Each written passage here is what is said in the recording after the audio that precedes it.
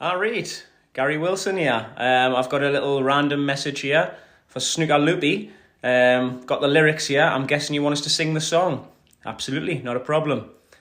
Snooker Loopy, not so we, me and him and them and me. We'll show you what we can do with a load of balls in a snooker queue. Pop the reds and screw back for the yellow, green, brown, blue, pink and black. Snooker Loopy, not so we, we're all Snooker Loopy. Cheers, guys. Hello, and welcome to another episode of the Daily Crucible Chats on the Snooker Loopy Podcast. My name is Tom Mayhew, and I'm joined as always by my very, very good friend, Mr. Joe Hannard. Good evening, Hazel. Good evening, everybody at home.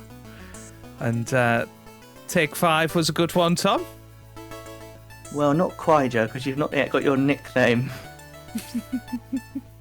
I thought what I would do for this one, because I always choose your nickname, maybe you should choose your nickname. Maybe I should choose my nickname. What was... Well, I think we've talked about this before. My nickname would be the Juggernaut, I think. Maybe Jumpin' Jack Lazowski, you know? I'm just thinking of ones that start with J. My very, very good friend, Jumpin' Jack Lazowski, Joe Hannard. Hey! Good evening, Hazel. Good evening, everybody at home. Beautiful. How are you doing, mate? Doing good, yeah. It's been another good day at the Crucible. Lots of centuries to put out there, and we've officially, Tom, got through all of the first round matches with a century in every match. So we have been keeping an eye on that stat, haven't we? Of will that record be broken this year at the Crucible? It's never happened before where there's been a century in every match. So we've got through the toughest matches to do that in, I think. Just about. But there you go. Also, we said about Zach Surety breaking the record for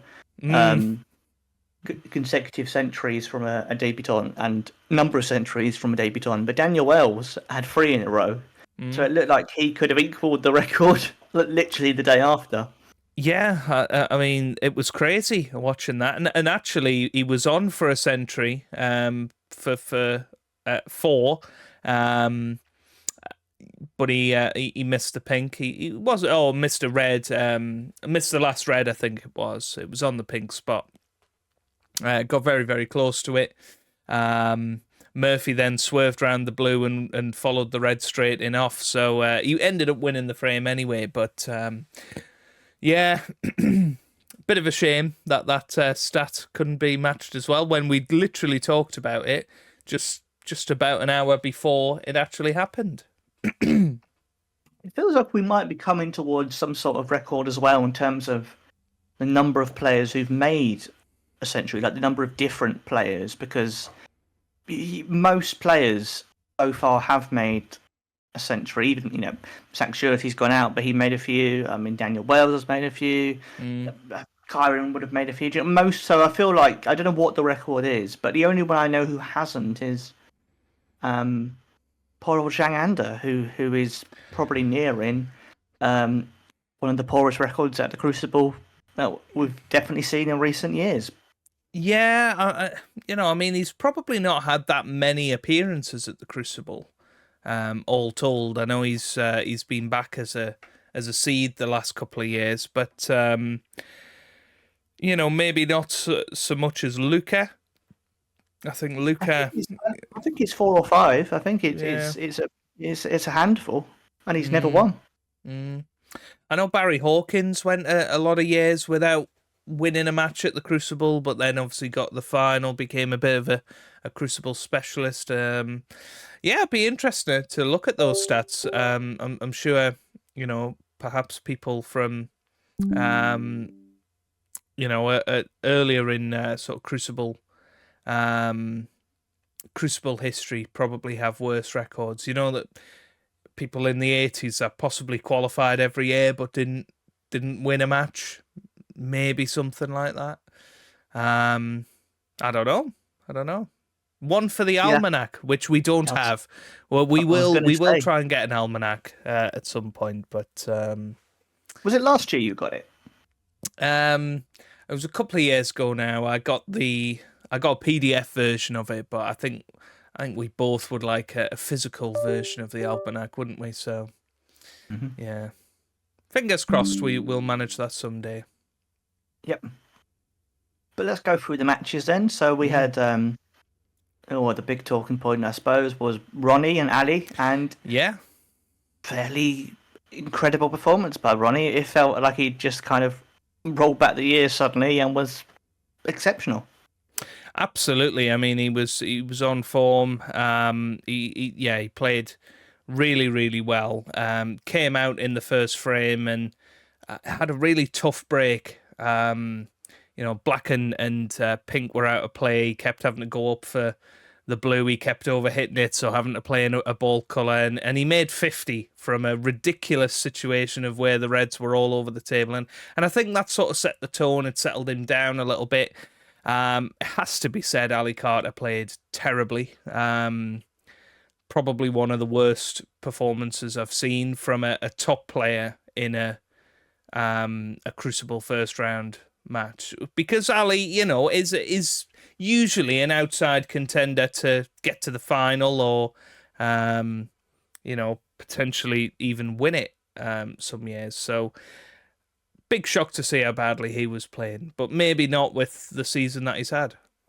Well, he was also struggling with a neck injury, so maybe we can give him a slight sort of benefit of the doubt that he was maybe just not coping very well and not doing great with that. But yeah, Ronnie comfortably through to the next round, and then Judd Trump comfortably through in his match as well. Both of them won 10-4. Yeah, I mean, Judd played awesome. There's no other word for it. 4 centuries in 5 frames to win a match is very impressive, and he's steaming towards that century of centuries, isn't he? So, yeah, fair play to Judd Trump. He's proved the doubter wrong. In Tom, you backed Zhou Yulong to beat him, didn't you? But yeah. We all make mistakes, Joe. We all make mistakes. We do all make mistakes, yeah. It's just we're stupid enough to record those mistakes and put them out publicly.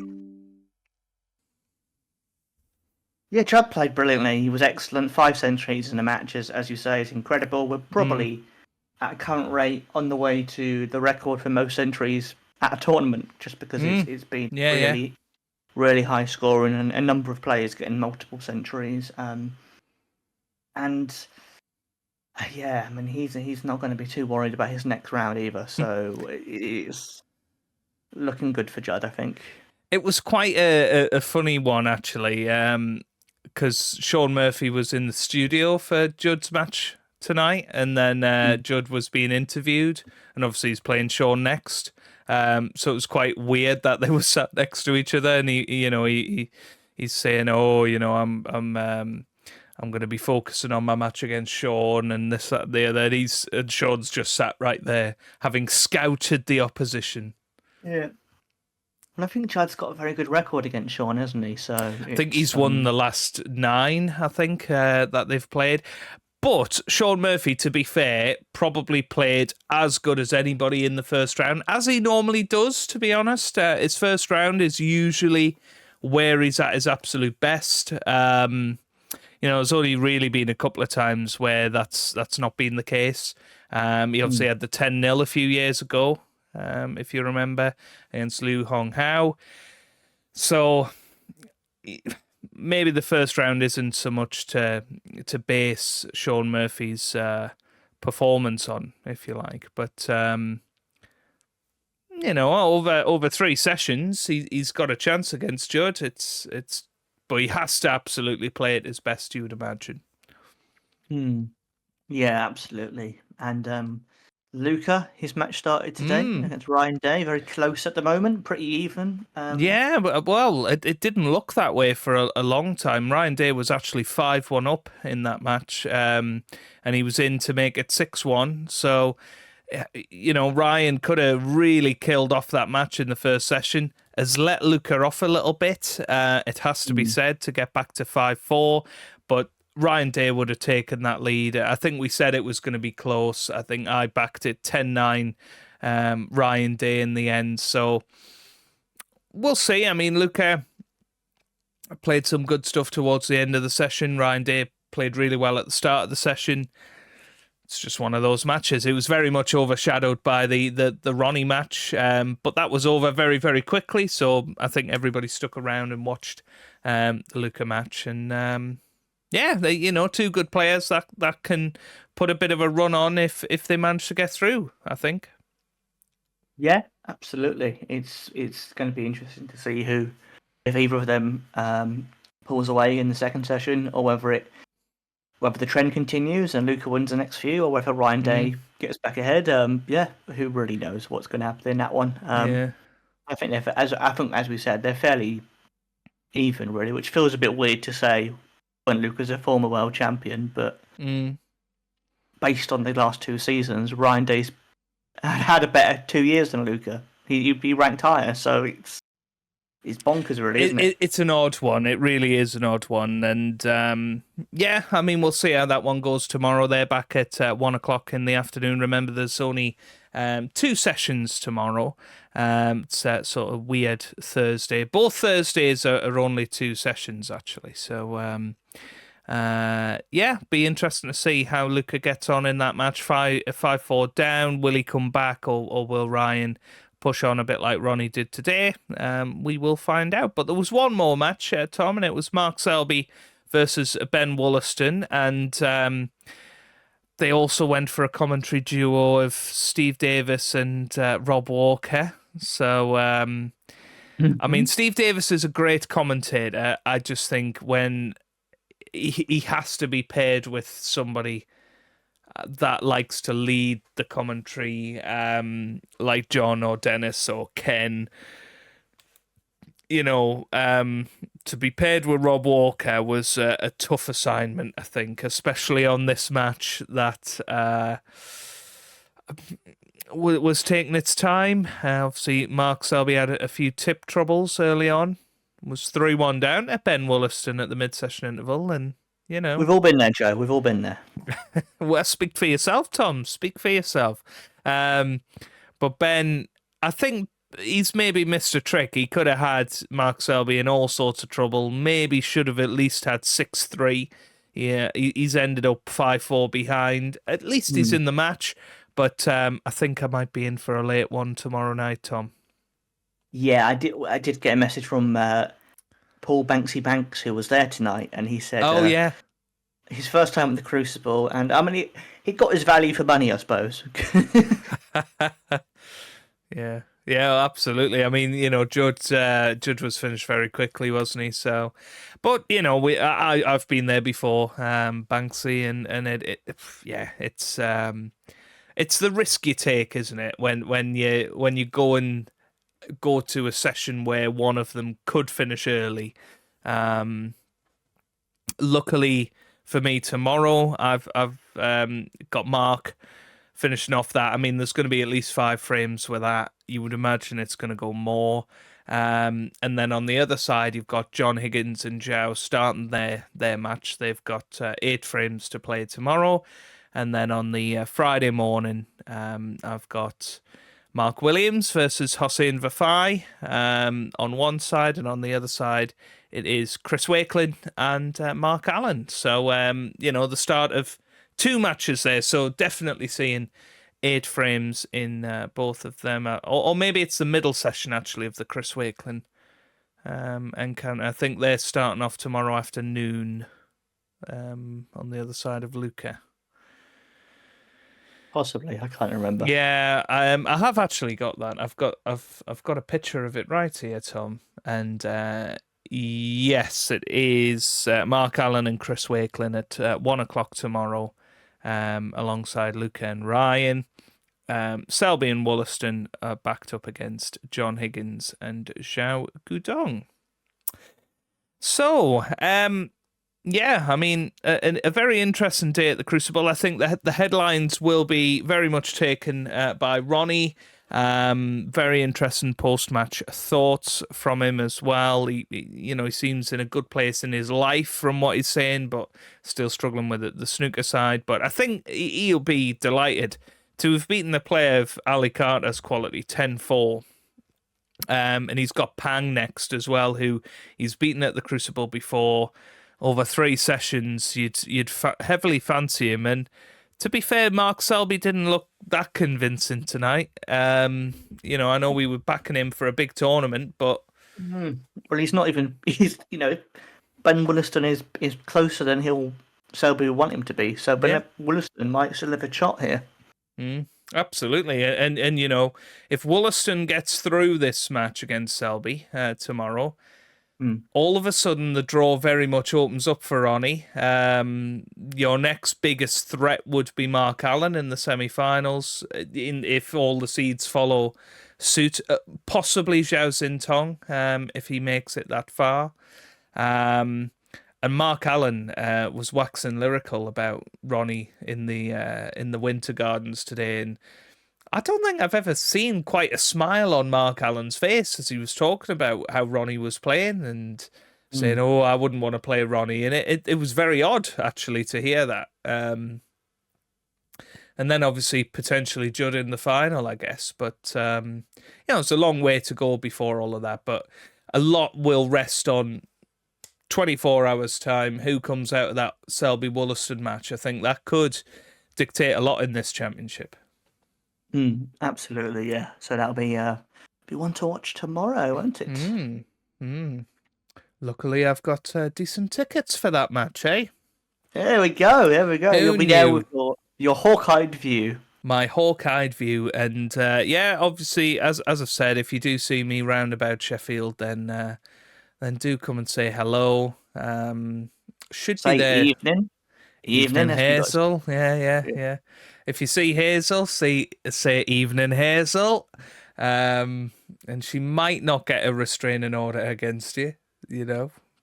That's. I don't know if you know this, Tom, but that's actually why the BBC team are in the Winter Gardens. Because Dennis isn't allowed anywhere near the studio.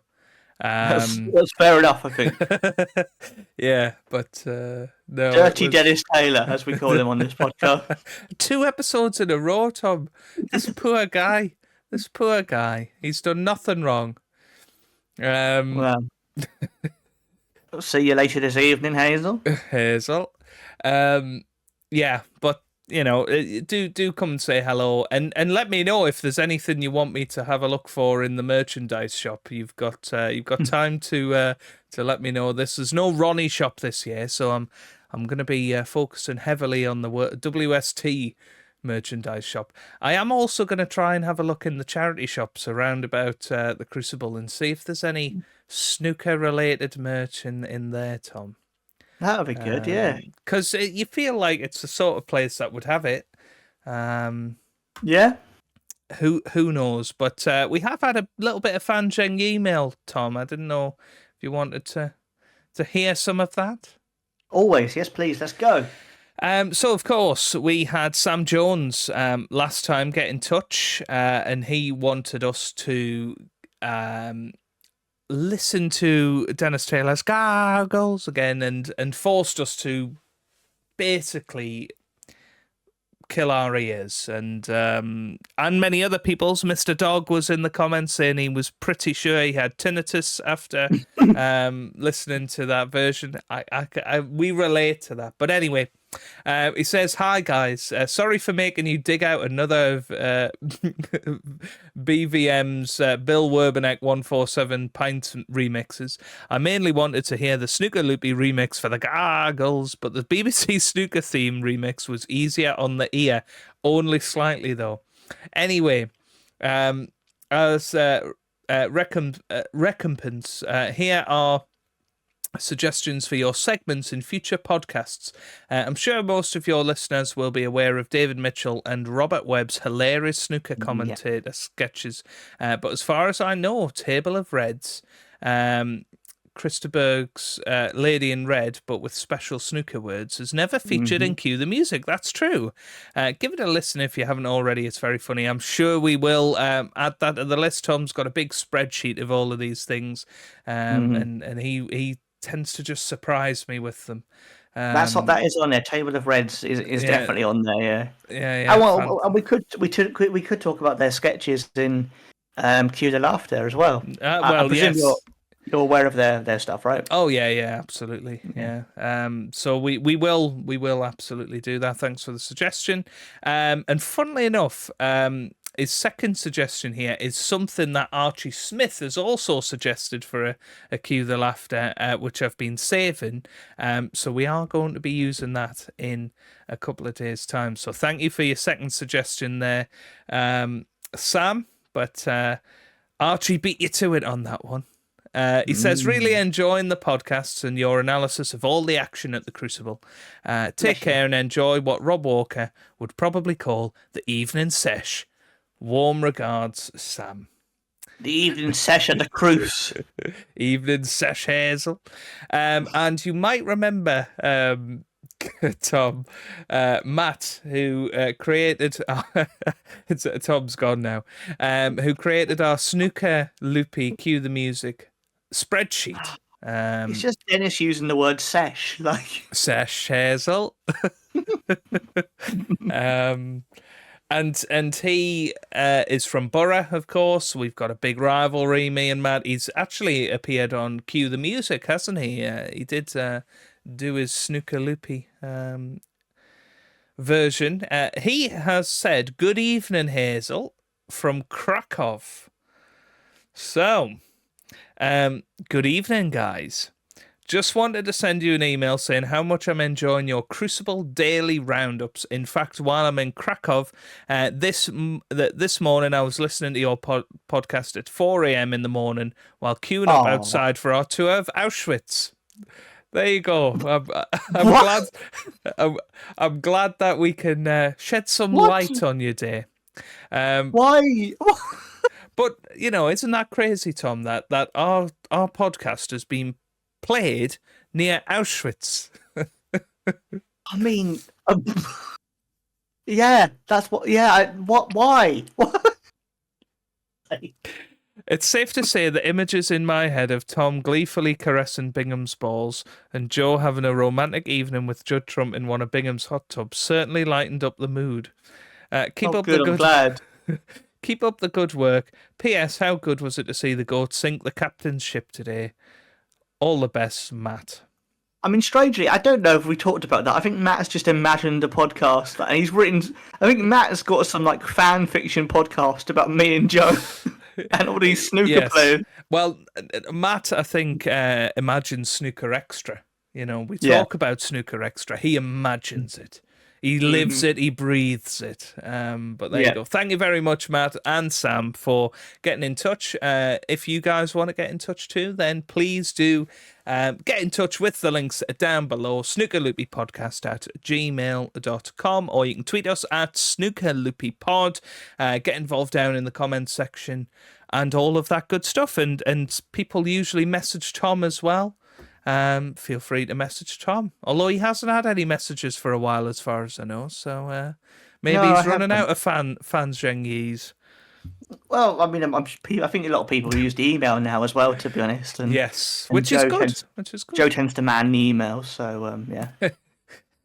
Yes, but no, thank you very much for your fan mail, or fan Zhengi email as we like to call it. But over the last few days and over the next couple of weeks, we have been doing shorter versions of our Cue the Music, Cue the Laughter. We've been doing some retro stuff, some new stuff, and today I believe Tom has got a Cue the Laughter. So shall we cue the laughter, Tom?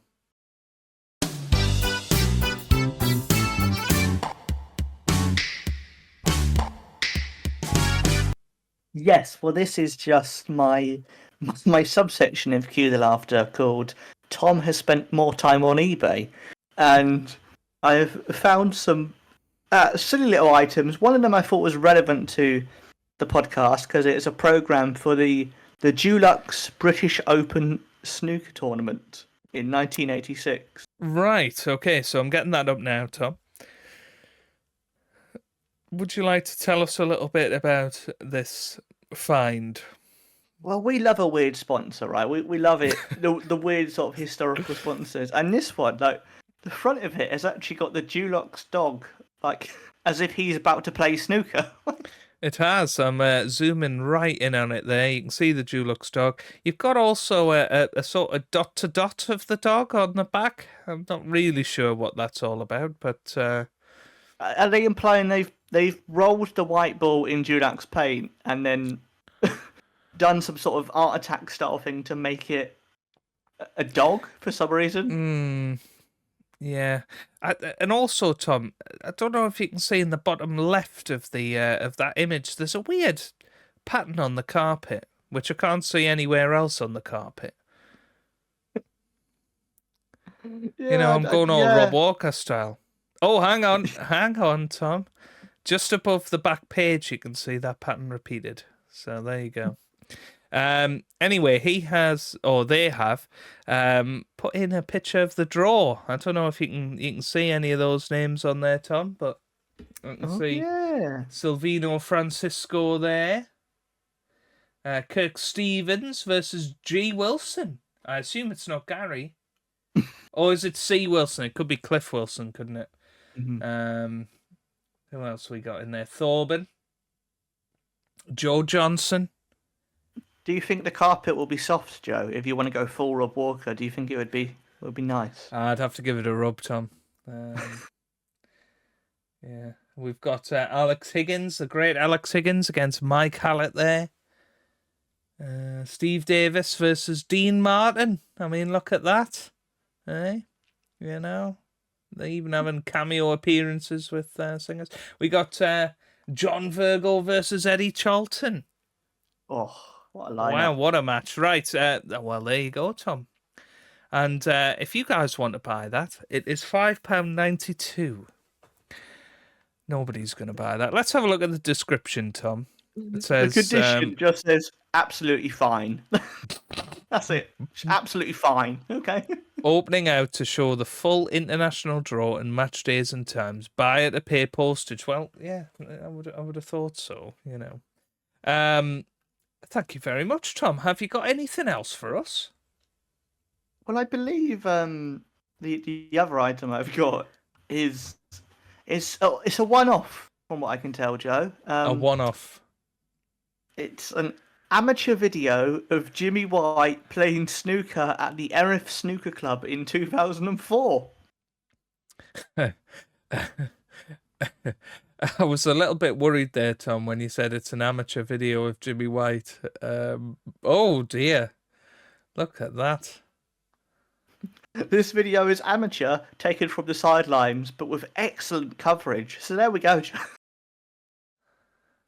I mean, how much are they wanting for this? £11.12. Goodness me, I could have two 1986 Dulux programs for that. But this is a one-off, Joe. I don't think it exists anywhere else. Well, listen to this. Include an audio as well. Wow. 1 hour and 2 minutes. There was a short section of seaside film at the beginning.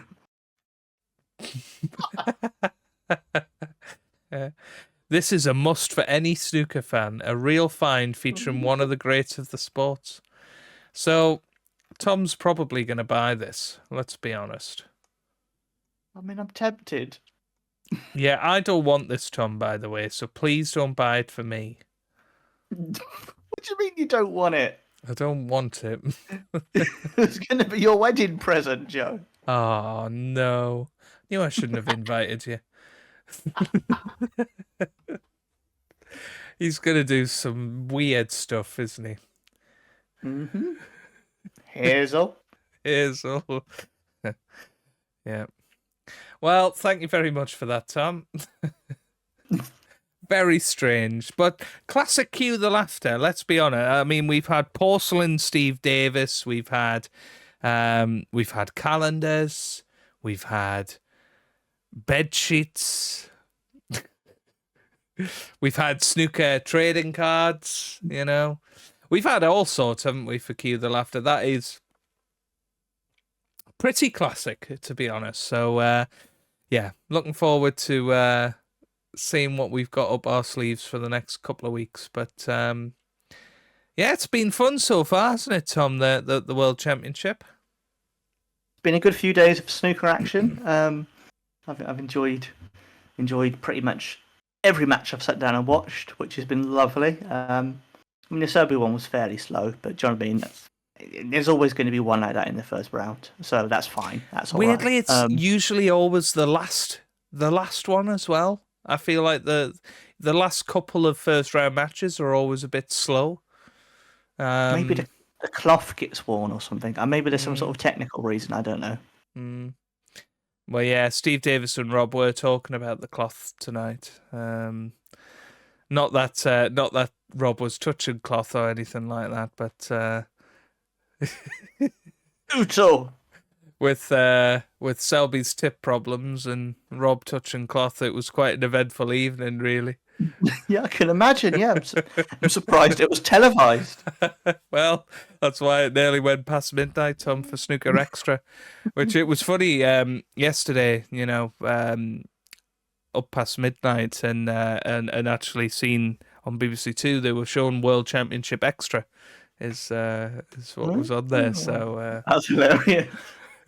So there you go.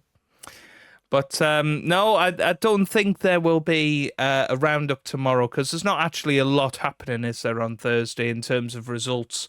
So I think once I'm back from the Crucible, we will do a bumper episode for Saturday. We want you to enjoy your day, so that's absolutely fine, mate. Do you know what I mean? Like, no one's going to be like, "Where's my update? How dare he actually go enjoy a day at the Crucible?" It's absolutely fine, so don't you worry. Yeah, potentially if it ends very early, which it won't tomorrow, then maybe, you know, once I'm back in the hotel room, then perhaps we can do a little live stream or something. But I can't see that happening, to be honest. So we'll see how it goes. Obviously, feel free, Tom, to do something yourself if you want to keep up the daily content. It's entirely up to you. I know that you've got a few suit things, haven't you, that I've sent you? So I could do something. We will see. We shall see. But yeah, we will definitely be back with the daily roundups on Saturday morning with a bumper episode. We'll probably do a Cue the Music and Cue the Laughter. We'll round up the 2 days worth of play, and we'll talk about my time at the Crucible. We'll have an exclusive look at the World Championship programme for 2025 as well. And I will let you know of any merchandise I see, anything like that. Let me know if they're sewing an amateur Jimmy White videotape.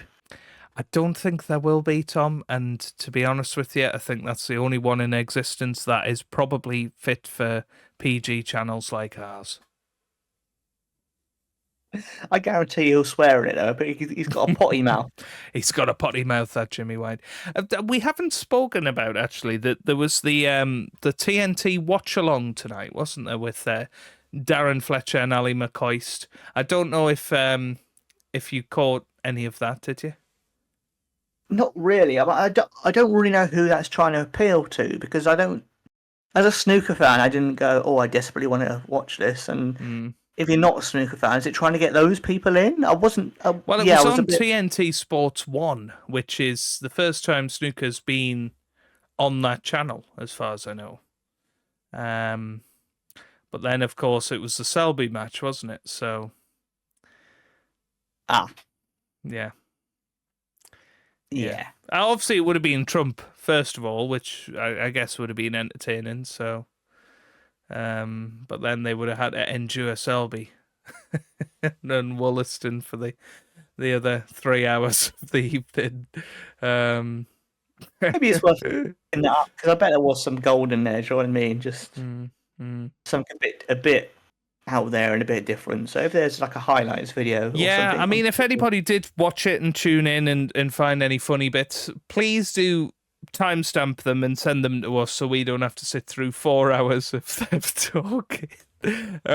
Or we can get Fionn to do it. I'm sure Fionn would quite happily do that. Knowing. But also on Saturday we will reveal who won the first round predictions contest, because we did predict all of the first round scores, didn't we? And we will see who won. I have a sneaking suspicion it might be Tom this year, but I'm not so sure, Joseph. Anyway, on that note, we will see you on Saturday. Enjoy the Crucible, Joe. Have a great time. I appreciate it, Tom. I will, and I'll be thinking of you while I'm sat in the Crucible. Oh, well, I mean, fair enough, mate. But focus on the snooker, please. Don't get too excited. Yes, don't want any tip troubles, do we? Mark Selby's had enough of them for all of us. How much money do I have to pay for you to shout out Evening Hazel? I am not doing that, Tom. I'm not getting kicked out of the Crucible. I keep telling you this. Please. No. 50 quid. Tom, the tickets were 100 quid. I'm not wasting them for 50 quid. Well, don't do it at the start. Do it when you've watched, like, it's sort of the final frame. At the start of the final frame, just go, Evening Hazel! Just shout it. Yeah, if you can get me the Stephen Hendry action figure by tomorrow morning, then you might be on.